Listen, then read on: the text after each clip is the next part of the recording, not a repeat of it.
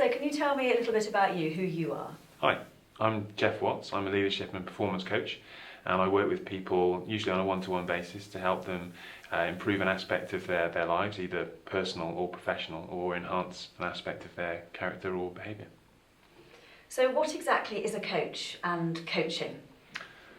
A coach is someone that will work with somebody else in a one-to-one setting.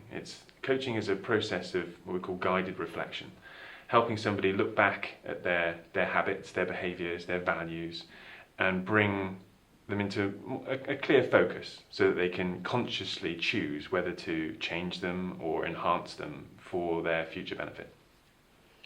So why did you decide to write this book? Well, there are loads of really good coaching books out there, believe me. I've read most of them, and they all provide great insight into different coaching models and frameworks and things like that. We didn't want to write another one of those books. We wanted to write a different book. We wanted to write a book that would provide a behind-the-scenes, sort of fly-on-the-wall insight into the coaching process, one that would share our experiences. So myself and my co-author Kim Morgan, we've got years and decades of experience of coaching people. We wanted to share that experience with trainee coaches so that they could learn from what we've done and our successes and perhaps even our failures, and provide them some techniques that they could actually take and use straight away. Can you tell me a little bit more about the book and what is in the book? Okay. So the book's focused on some really common traits that are presented in our coaching careers.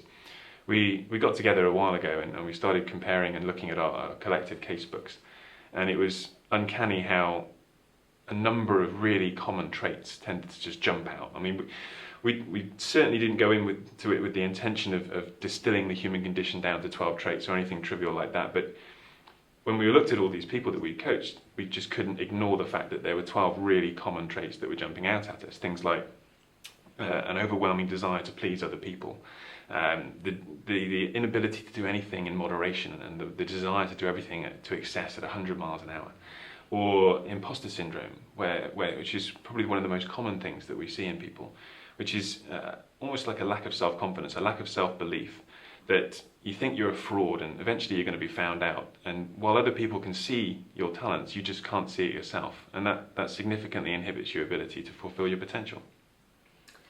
So who have you written this book for? Is it for me? Is it for other coaches? Who's this book for? Well, as well as coaching, we also are coach trainers, educators. And so the initial idea was to write something for student coaches, trainee coaches, people who are trying to learn the art of coaching. And that was absolutely our intention. But one thing that we were really surprised by going through the writing process and the review process is that really experienced coaches were reviewing it with us, and they were getting some insights out of it, which was a pleasant surprise.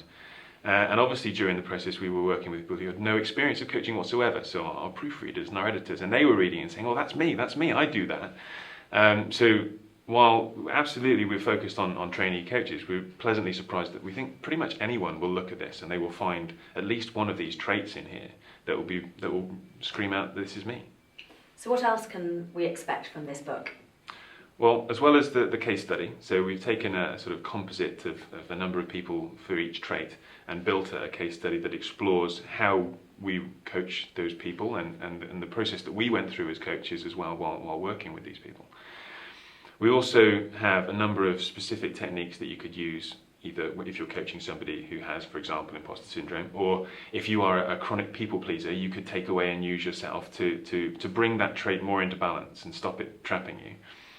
So there's the techniques. And then we also have an interview with someone really successful from all sorts of walks of life, former England sports captains to people who are in business, entrepreneurs and people from the public sector, all who have had some kind of battle with these traits, and they share their experiences of bringing that trait back into balance. And finally, how is this book going to help me and those who read it? Well, our hope is that you'll look at this and you'll find a trait in there that's relevant to you, and you think, this is an aspect of my behaviour that, while also being incredibly positive, It's nice to be nice to people. So being a people pleaser is a good thing for you as a person and your career. But if it's overdone, then it can lead to trapping you. So you look at this and think, well, first of all, this is normal. There are many people out there that have exactly the same thoughts as me, exactly the same behaviours as me. This is normal. And there are things that I can do to harness the positive side of that trait without being trapped by the negatives, as it were. So as well as giving you a greater understanding of what we call normalization, you should be able to actually take something practical away and be happier and more productive as a result. Thank you very much, Geoff Watts. Okay.